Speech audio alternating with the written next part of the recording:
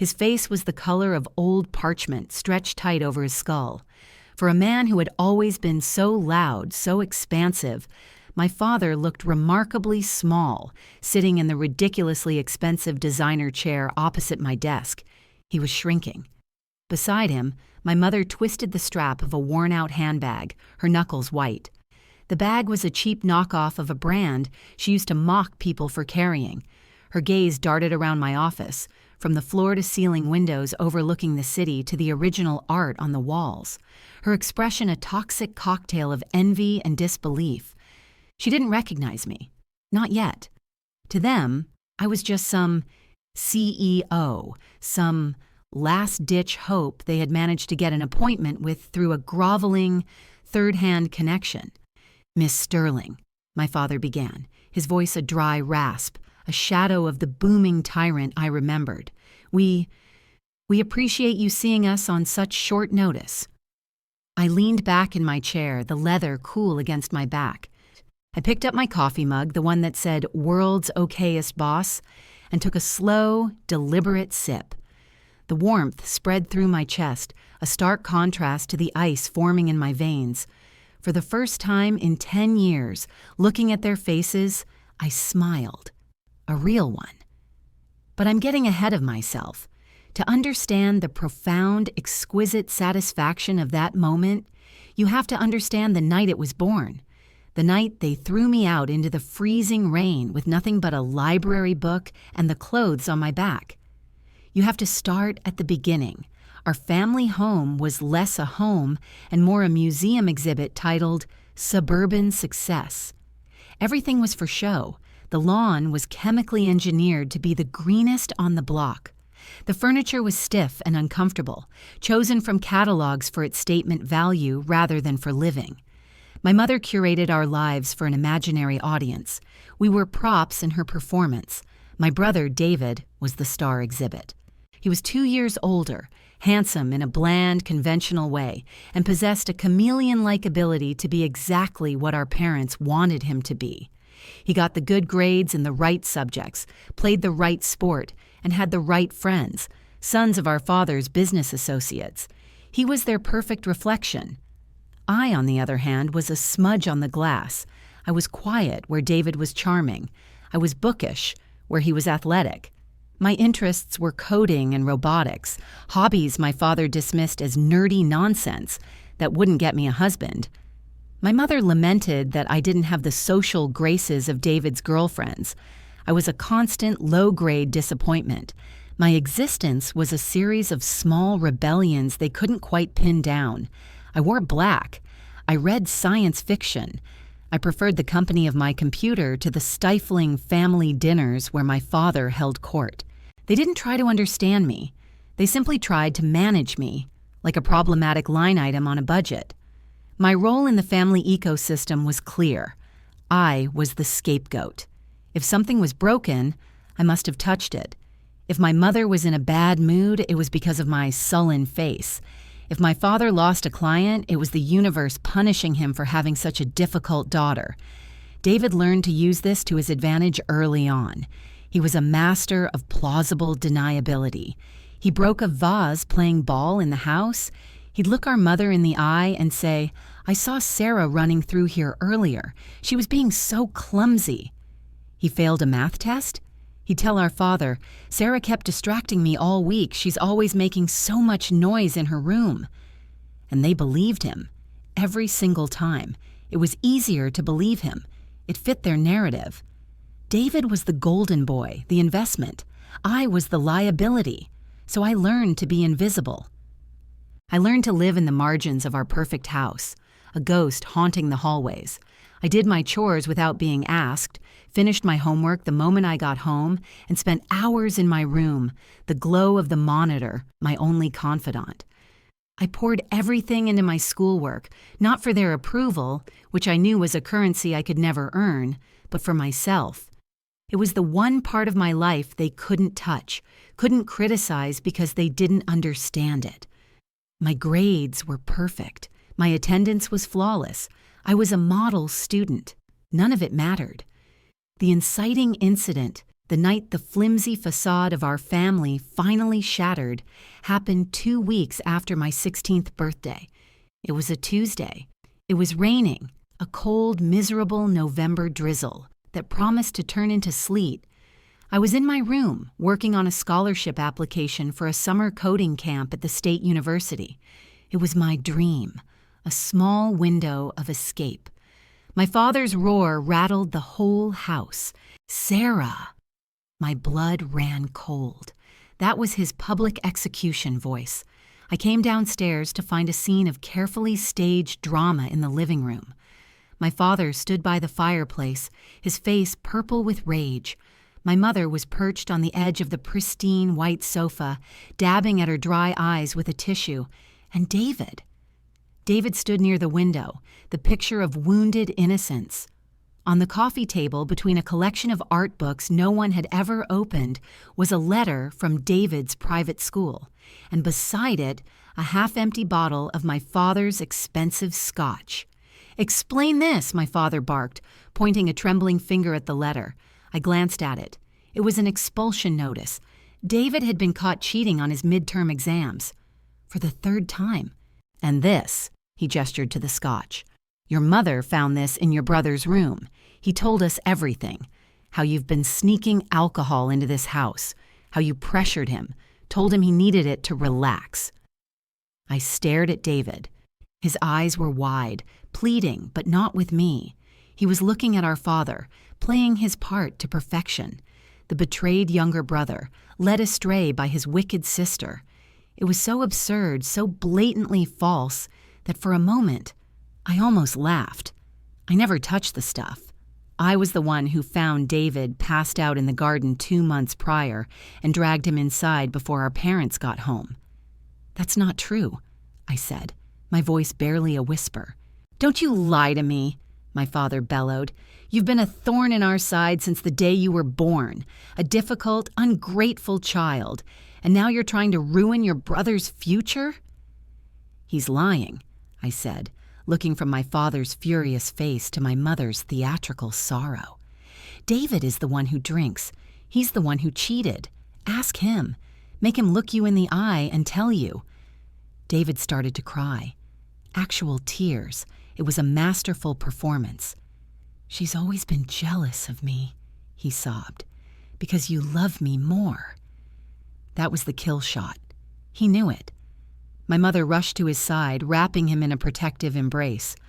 "Oh, my poor baby," she cooed, glaring at me over his shoulder. "Look what you've done." Something inside me snapped. The years of quiet resentment, of swallowing injustice after injustice, it all just broke. "You are pathetic," I said, my voice low and steady. "Both of you. You're so desperate to believe in your perfect son that you'll swallow any lie he feeds you. You don't want a daughter. You want a scapegoat, someone to blame for every crack in your perfect little life." My father's face went from purple to a terrifying, bloodless white. He took a step towards me. "Get out." I blinked. "What?" "You heard me," he hissed, his voice trembling with a rage that was almost silent, which was far more frightening than his shouting. "You will not speak to your mother that way in my house. You are a toxic, corrupting influence. I want you out. Now." My mother, ever the supportive wife, nodded vigorously. "He's right. We can't have you here poisoning this family." I looked at them, this trinity of delusion, the tyrant, the martyr, and the golden boy, and I felt nothing. The part of me that had craved their love, their approval, had just shriveled up and died. "Fine," I said. I turned and walked back up the stairs, my back straight. I could feel their stunned silence behind me. I don't think they expected me to agree so easily. I went into my room. I didn't pack a bag. What was the point? Everything in that room, in that house, had been paid for by them. It was all theirs. Taking any of it felt like admitting I owed them something. I unplugged my computer. That hurt. It was my only friend, but it was big and heavy, and they had bought it. I walked over to my bookshelf and picked up the only thing in the room that was truly mine, a copy of Dune I had bought with my own money from a used bookstore. I tucked it into the waistband of my jeans, under my thin hoodie. Then I walked back downstairs. They were still standing in the living room, frozen in their tableau of righteous indignation. I didn't say a word. I walked to the front door, pulled it open, and stepped out into the cold, driving rain. The last thing I heard before the door clicked shut behind me was my father's voice, not angry anymore, but filled with a kind of triumphant finality. "And don't ever come back." The cold was the first thing that really hit me.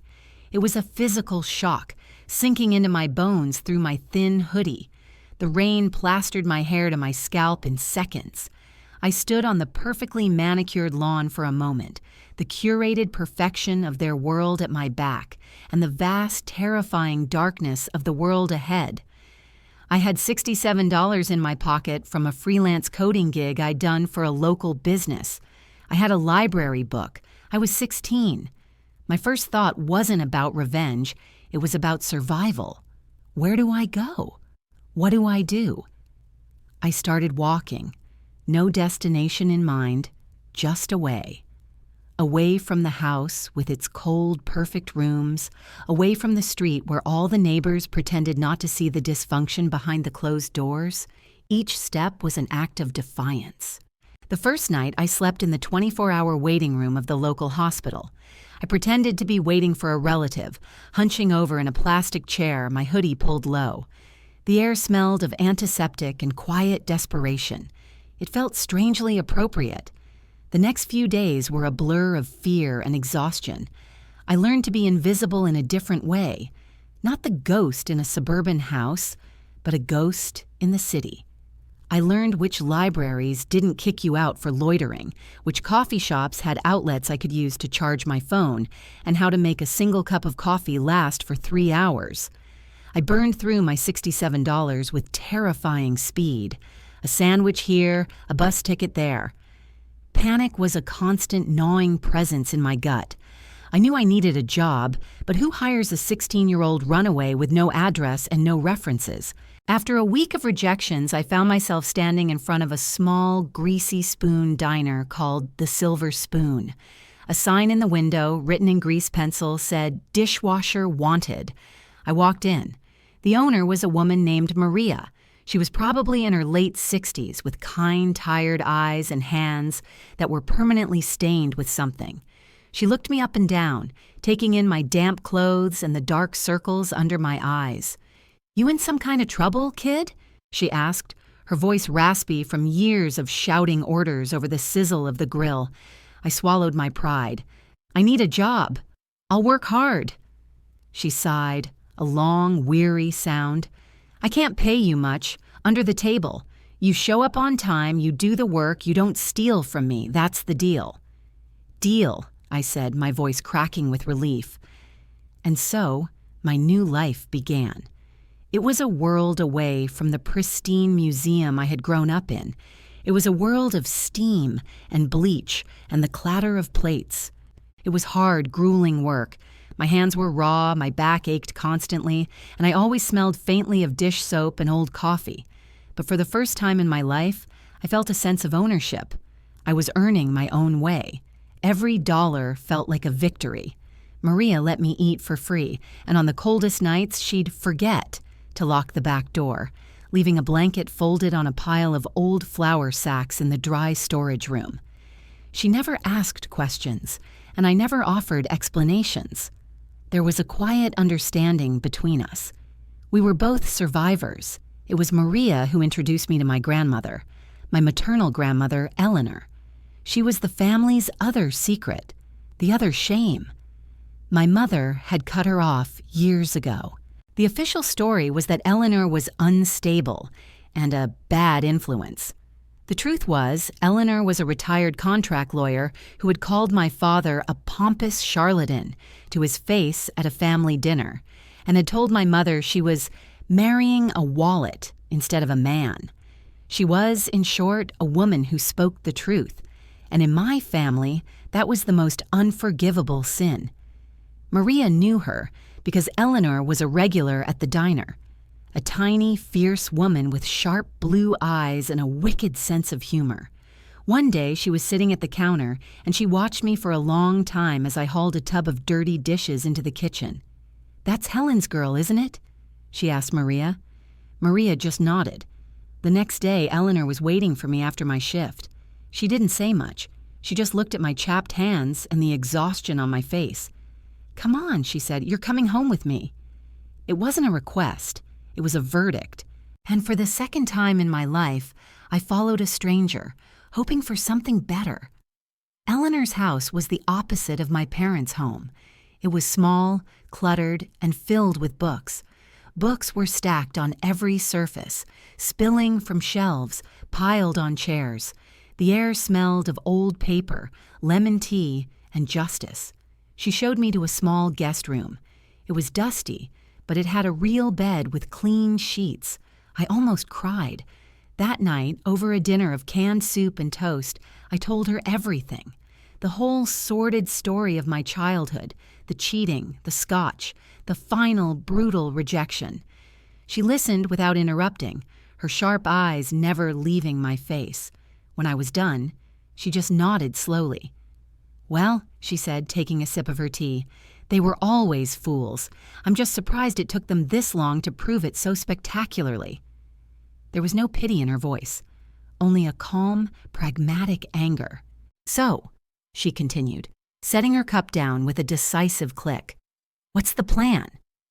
It was the first time anyone had asked me that. The first time anyone had assumed I was capable of having a plan. "The plan?" I repeated, bewildered. I'm going to keep my job at the diner. Maybe save up enough to get a room somewhere." Eleanor snorted. "That's not a plan. That's a holding pattern. Surviving isn't the same as living. Those people," she said, her voice dripping with contempt, "they tried to throw you away. They think you're garbage. The greatest revenge you can have is not to scream and shout. It's to become so successful, so happy, that their opinion becomes utterly irrelevant. It's to build a life so full that they can't even cast a shadow on it." She leaned forward, her eyes pinning me in place. "They underestimated you," she said. "That is a gift. Never ever let your enemies know your true strength. You will finish high school. You will go to college. You will use that brilliant brain of yours, the one they were too stupid to value, and you will build an empire. And I," she said with a thin, dangerous smile, "am going to help you." That night, for the first time since I'd left, I didn't sleep in fear. I slept with a purpose. The next 10 years were a quiet, relentless grind. Eleanor was as good as her word. She was more than a grandmother. She was a drill sergeant, a mentor, and a legal advisor all rolled into one tiny, formidable package. First, she dealt with the legalities. She became my legal guardian, a move that infuriated my parents. We heard through the grapevine that my mother called her, screaming, accusing her of stealing her child. Eleanor's response, as she later recounted to me with great relish, was, "My dear Helen, you can't steal something that's been thrown in the trash. I'm merely in the recycling business." My mother hung up. They never contacted us again. Under Eleanor's roof, I thrived. I finished high school online, graduating with top honors a year early. I kept my job at the diner, not because I had to, but because I wanted to. Maria and the regulars had become my first real family, and I was saving every penny I made. The plan Eleanor and I devised was simple in its concept, but brutal in its execution. Phase 1 was education. I got into the State University's computer science program, the very one that had offered the summer camp I'd been applying for on that fateful night. I took the maximum course load every semester. I lived in the library and the computer labs. While other students were partying, I was learning. While they were complaining about their parents, I was building my future. I paid my way through with a combination of scholarships, student loans, and my wages from the diner, which I kept working at on weekends. Eleanor helped where she could, but she made it clear this had to be my victory. "Debt you choose is an investment," she told me. Dependence you're forced into is a cage. During those years, I would sometimes see glimpses of my old family online. A friend from my old high school would still be connected to David on social media. I'd see pictures. David, getting a new sports car for his 21st birthday. The whole family on a lavish European vacation. My father beaming, cutting the ribbon on a new wing of his commercial real estate business. My mother draped in new jewelry, hosting a charity luncheon in her perfectly manicured garden. They looked happy, successful. They had cut me out of their lives like a diseased limb, and their body politic was thriving. It hurt, a dull, constant ache. But Eleanor's words would echo in my head. Let them think you're nothing. Let them forget you exist. Their arrogance is your shield. So I endured. I channeled the hurt into my work. I graduated summa cum laude at 20. Phase 2 was the foundation. My senior thesis project was a logistics and supply chain management software. It used a predictive algorithm I had designed to streamline inventory, reduce waste, and optimize delivery routes for large-scale businesses. It was complex, elegant, and had massive commercial potential. My professor told me it was doctoral-level work and that I should sell it. So I did. Or rather, I tried. I spent the next year living on ramen and coffee, working out of Eleanor's basement, refining the software. I wrote a business plan. I pitched it to venture capitalists. They all said the same thing. I was too young. I was inexperienced. I was a woman in a male-dominated tech world. They patted me on the head and told me it was a cute idea. The condescension was infuriating. It was the same dismissive attitude my father had always had. But I wasn't that 16-year-old girl anymore. I had Eleanor's steel in my spine. When the front door is locked, you find a side window, she advised, or you build your own door. So I decided to build my own door. I took the dregs of my savings, a small loan from Eleanor, which she drew up a legally binding contract for. We never mix family and money without paperwork, she'd said sternly. And I started my own company. I called it Sterling Solutions. It was a small act of defiance, taking the name they had discarded and turning it into a symbol of my own success. I couldn't get big clients, so I went for small ones. Local bakeries, machine shops, florists. I offered them my software on a subscription basis at a price they could afford. I provided 24/7 customer support myself. I worked 18-hour days. It was a slow, painful climb. For every 2 clients I gained, I'd lose one. But slowly, painstakingly, I was building a reputation. My software worked. It saved my clients money. Word started to spread. During this time, the whispers about my old family started to change. I'd hear things from old acquaintances. My father's company had over-leveraged on a risky development. The market had turned, and they were in trouble. David, who had been gifted a management position at the company despite having no qualifications, was reportedly a disaster. He was arrogant, lazy, and his brilliant ideas were costing the company a fortune. Apparently, he'd tried to innovate by firing all their experienced logistics staff and replacing them with some cheap, off-the-shelf software that was riddled with bugs. There was a certain grim satisfaction in hearing that. A part of me, the petty, wounded 16-year-old, savored it. But the adult I had become just saw it as a predictable outcome. Arrogance and incompetence are a toxic brew. My breakthrough came in my 5th year. A mid-sized regional grocery chain was on the verge of bankruptcy. Their supply chain was a mess. As a last-ditch effort, their new CEO, a woman who had worked her way up from cashier, agreed to give my software a try. I poured everything I had into that project. I practically lived at their headquarters for 3 months tweaking the system, training their staff.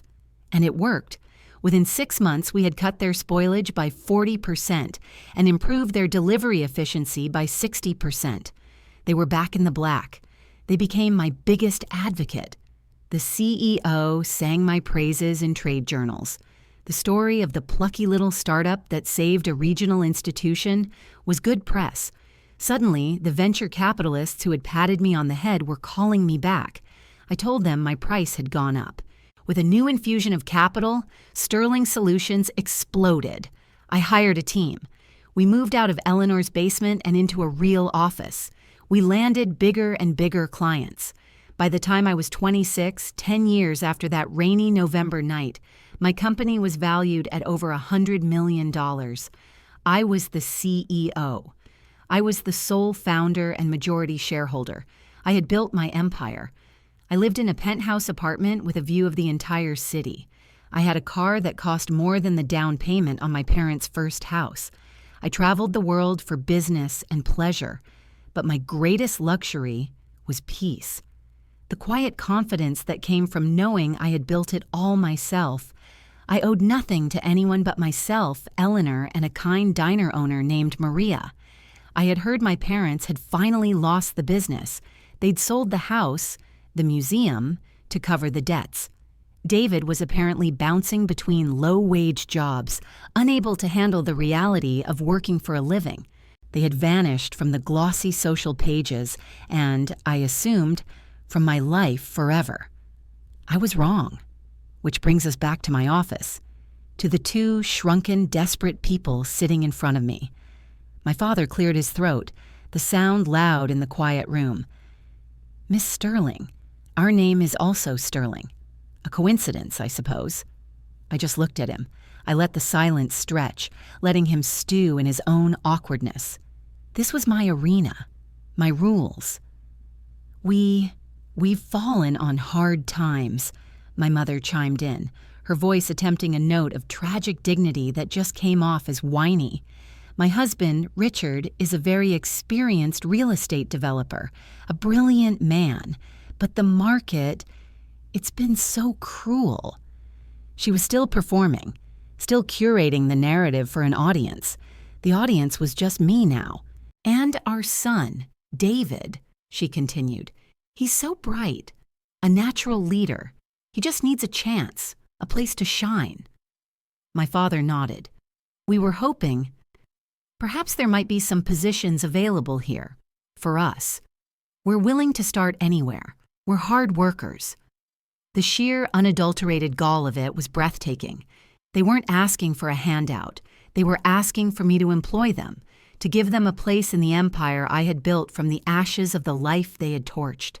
It was at that moment that my mother's eyes finally focused on my face, really looked at me. Her eyes widened, a flicker of confusion, then dawning, horrified recognition. "Sarah?" she whispered, the name a puff of disbelief. My father's head snapped up. He stared at me, his jaw slack. The years had changed me.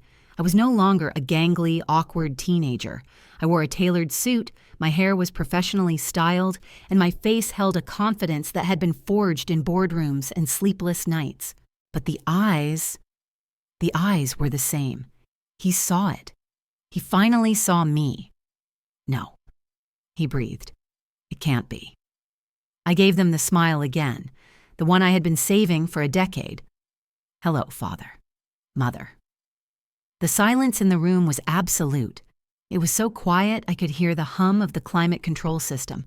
My mother's face went through a rapid series of emotions: shock, disbelief, and then, horrifyingly, a flicker of hope, a desperate, grasping relief. Her entire demeanor changed. The supplicant vanished, replaced by the matriarch. "Sarah, oh my goodness, we had no idea." She stood up, her arms starting to open for an embrace, a grotesque pantomime of motherly affection. "We've been so worried about you.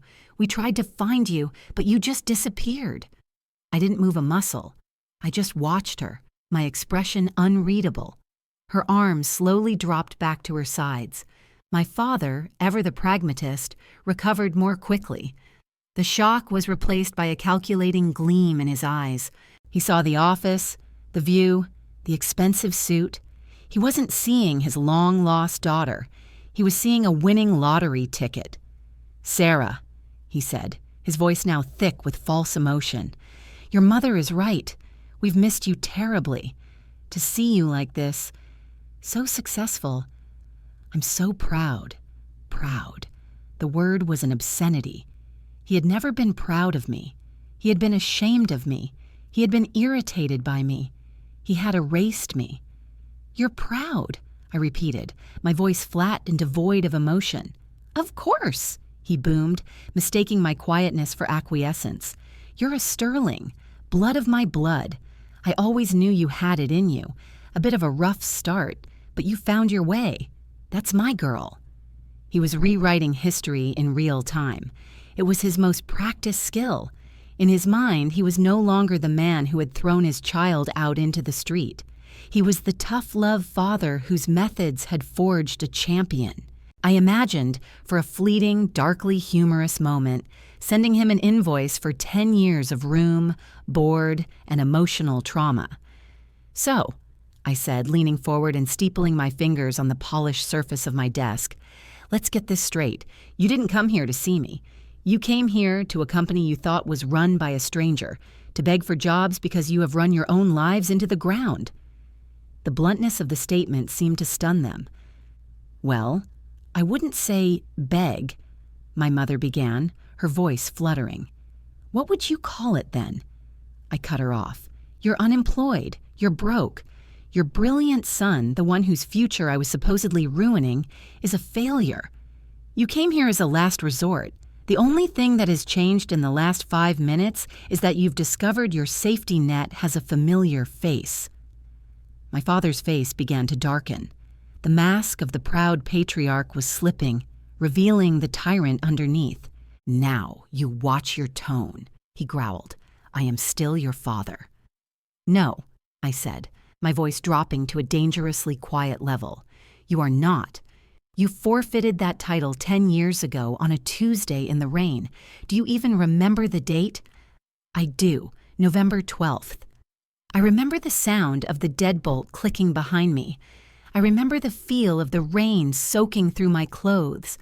I remember sleeping in a hospital waiting room, terrified and alone, while you and your real family probably celebrated with a glass of that expensive scotch."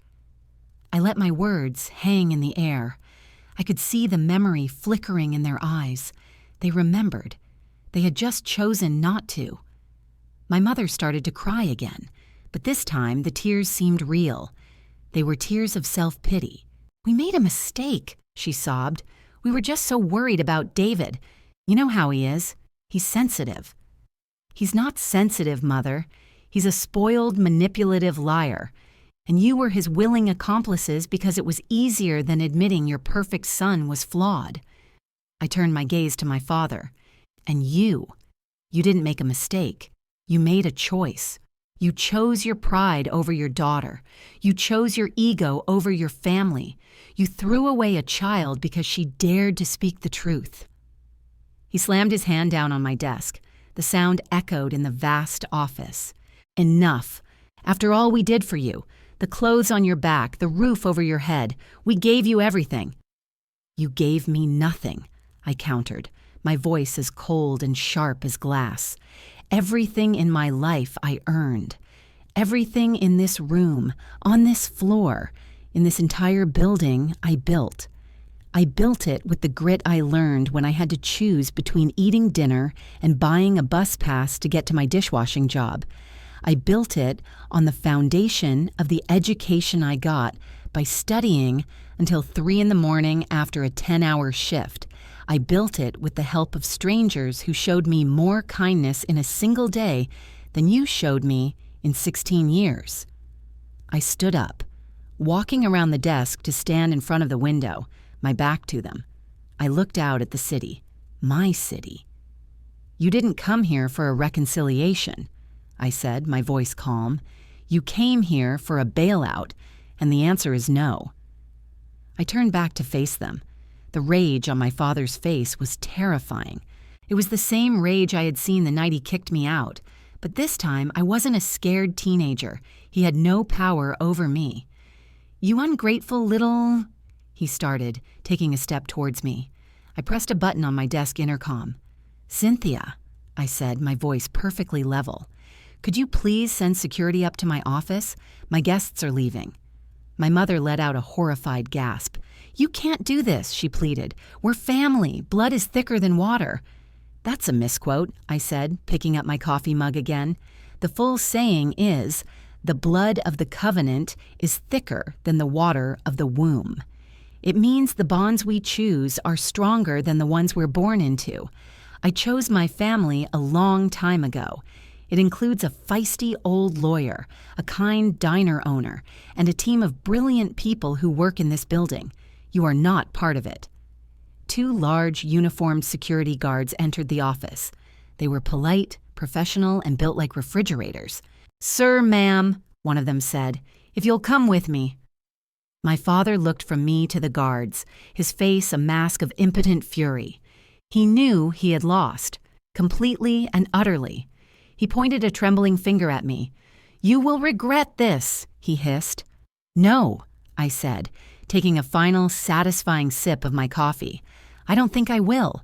I think kicking me out was the best thing you ever did for me. It was the moment my life actually began." They were escorted out, my mother sobbing hysterically, my father spitting silent threats. The heavy office door clicked shut, and the silence returned. But this time, it was a peaceful silence.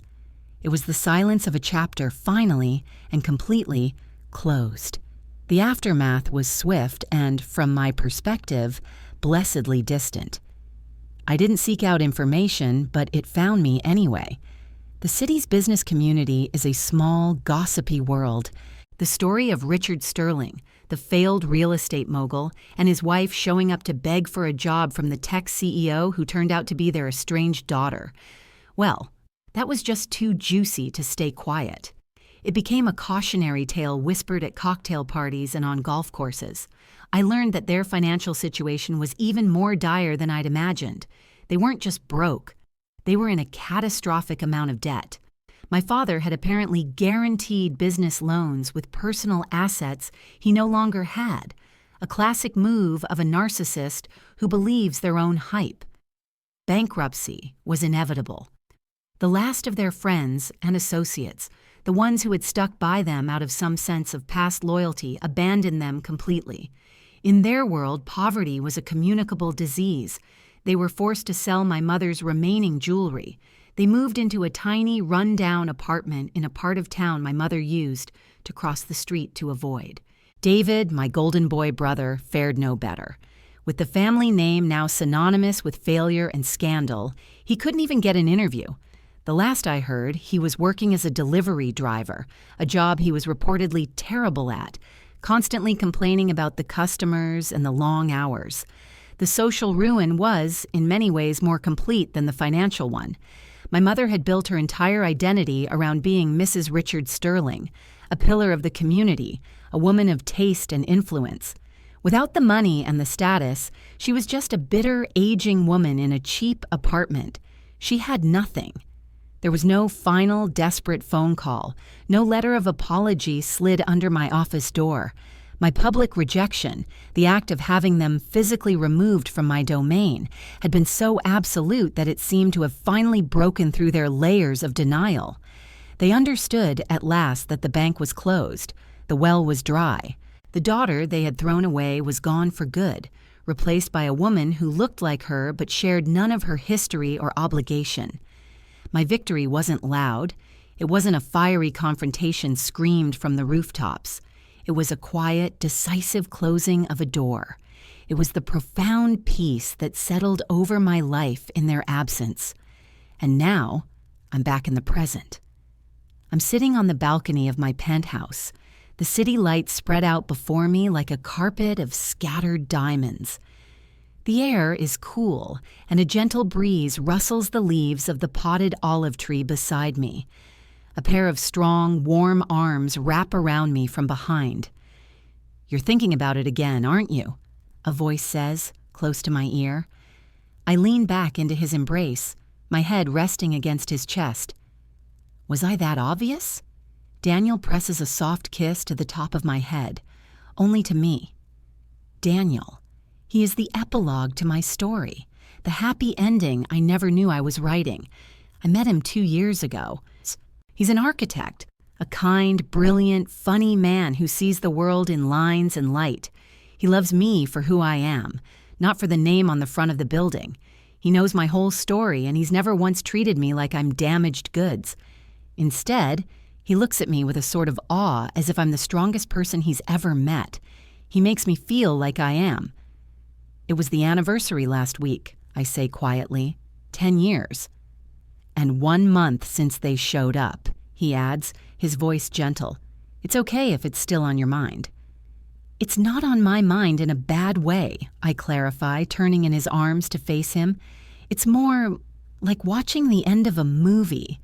You know how it ends, but you're just processing the final scenes, the sense of completion. He smiles, his eyes crinkling at the corners. And are the bad guys vanquished? Does the heroine get her revenge? I think about that for a moment. I think about my father's shrunken frame, my mother's cheap handbag, my brother's wasted potential. I think about their misery, their self-inflicted ruin, and I feel nothing. Not pity, not hatred, not even the vindictive satisfaction I thought I would. Just a quiet, calm emptiness where the wound used to be. You know, I say, my grandmother Eleanor told me something on the night she took me in. I was 16, full of rage, and I told her I wanted to make them pay. I wanted revenge. I can still see her, sitting across from me at her cluttered kitchen table, her sharp eyes full of a wisdom that had been earned, not just learned. She told me that true revenge is not about destruction. I continue, my voice soft. It's not about making them feel the pain they made you feel. That just keeps you tethered to them, forever locked in their orbit of misery. She said, "The best revenge, my girl, is a life well lived. It's a happiness so complete, so self-sufficient that they can't touch it. It's building a world so bright that their shadows can no longer reach you." I look up at Daniel, at the love in his eyes. I look around at the beautiful home we've built together. I think of my company, the work I love, the people I respect. I think of Eleanor, who is currently on a cruise through the Norwegian fjords, paid for with the loan repayment plus interest I insisted on giving her. I am happy. I am at peace. I am free. So, to answer your question, I say, a genuine smile spreading across my face. Yes, the heroine got her revenge. My life is my revenge, and it is very, very sweet. And the best part? They know it. And there's not a single thing they can do about it. They are irrelevant. And that is a victory more total than any I could have ever imagined.